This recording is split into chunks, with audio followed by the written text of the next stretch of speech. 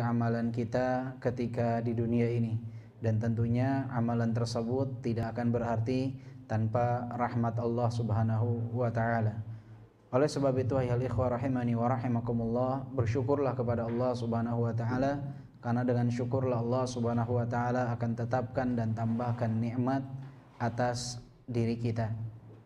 Dan dengan bersyukur pula lah Allah Subhanahu wa taala akan jauhkan kita dari azabnya.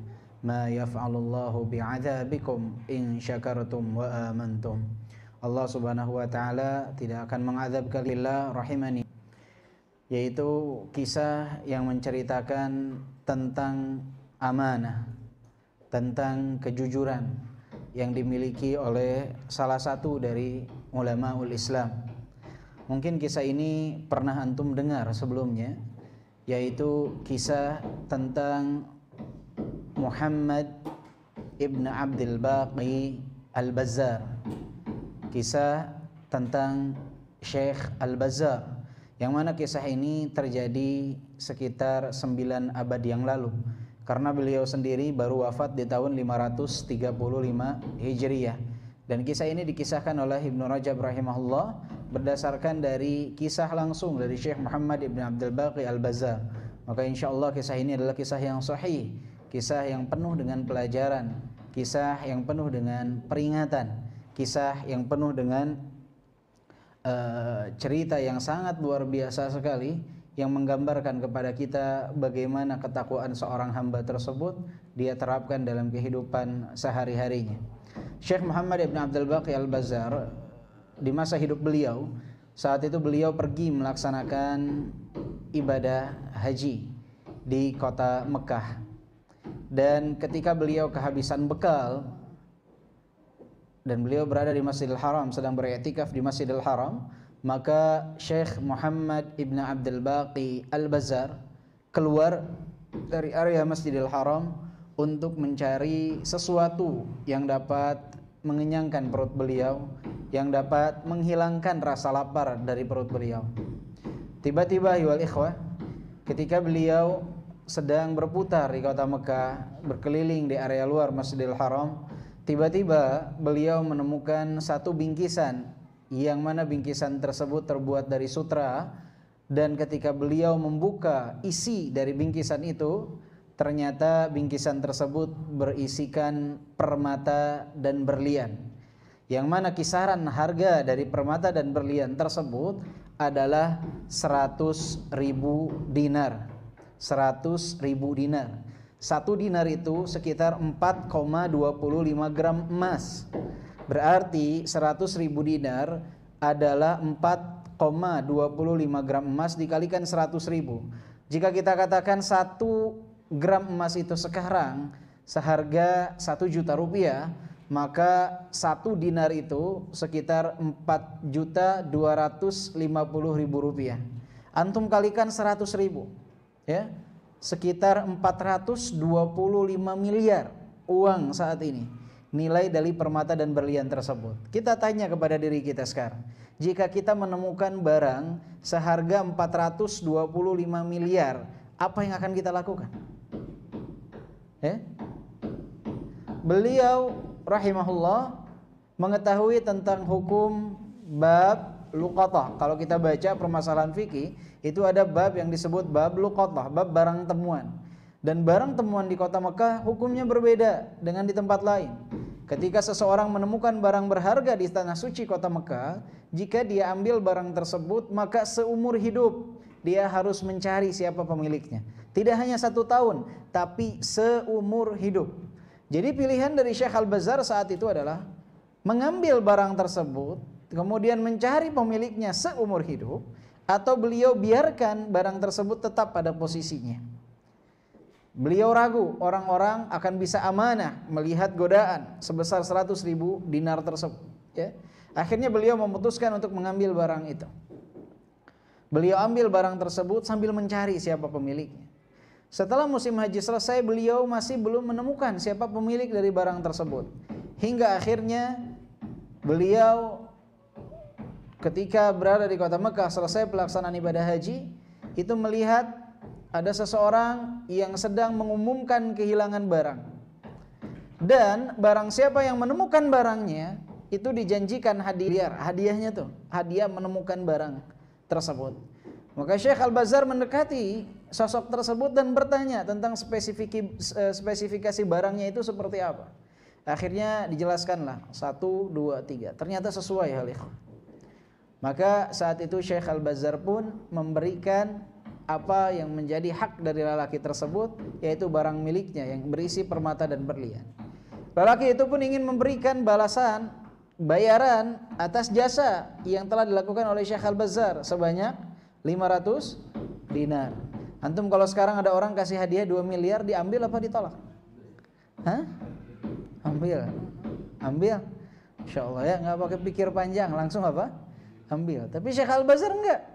Syekh Al-Bazzar ketika barang tersebut ada di hadapan dia senilai 425 miliar, beliau tidak ambil, kata itu bukan haknya.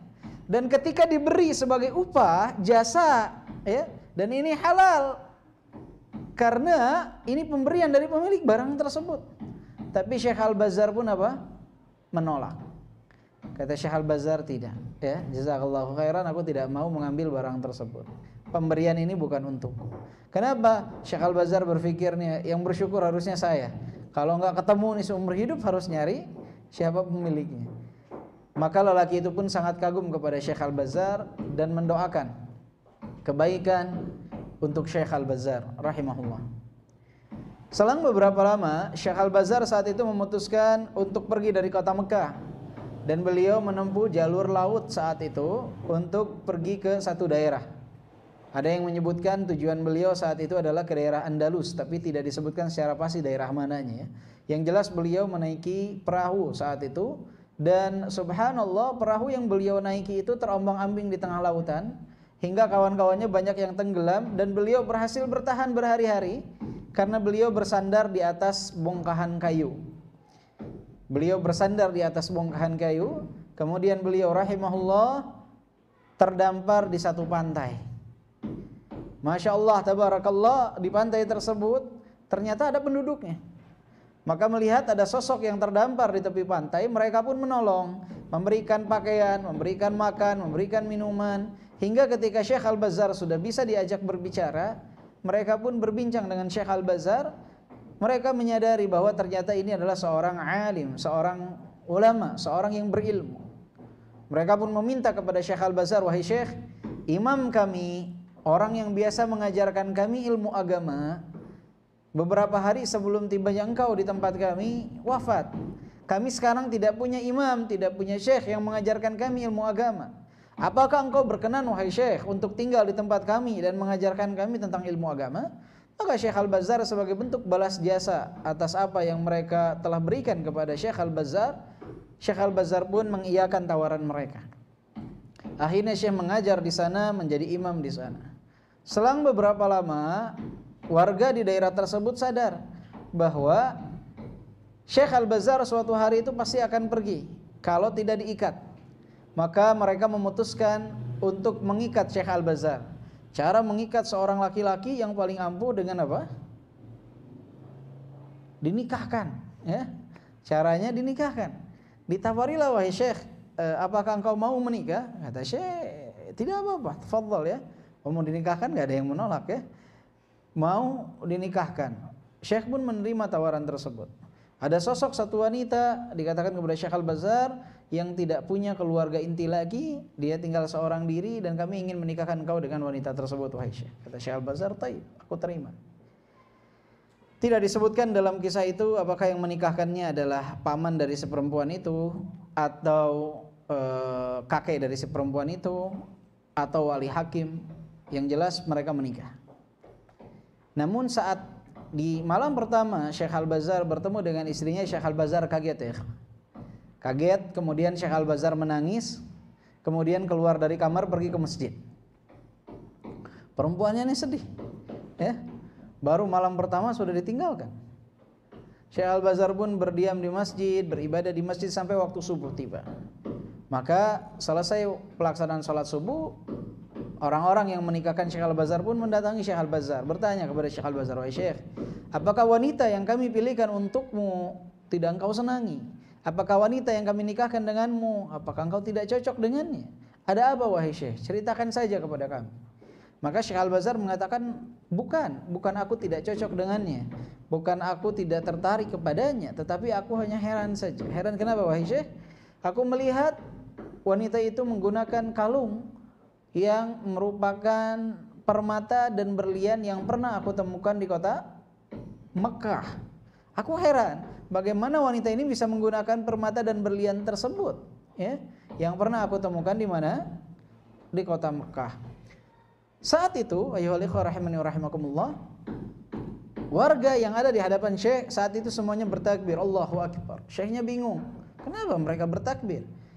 Kata mereka, wahai Syekh, sesungguhnya sebelum engkau tiba di tempat kami punya imam yang mengajarkan kami ilmu agama. Dan tidak hanya beliau mengajarkan kami ilmu agama, beliau pun adalah orang yang paling kaya yang ada di daerah kami. Dalam pelaksanaan ibadah haji kemarin, beliau pergi melaksanakan ibadah haji. Dan beliau sepulang dari pelaksanaan ibadah haji selalu bercerita kepada kami tentang sosok seorang lelaki yang Masya Allah menemukan barangnya yang berisi permata dan berlian tetapi tidak mau diberikan imbalan. Dan imam kami tersebut, wahai Syekh, selalu berdoa di hadapan kami agar Allah Subhanahu wa taala dapat menjodohkan putrinya dengan lelaki tersebut. Dan tanpa kami ketahui, wahai Syekh, atas izin Allah Subhanahu wa taala, engkau terombang-ambing di tengah lautan, terdampar di tempat ini. Dan atas izin Allah Subhanahu wa taala pula lah Allah menggerakkan hati kami hingga kami menikahkan wanita tersebut denganmu. Dan wanita tersebut tidak lain dan tidak bukan adalah anak dari imam kami.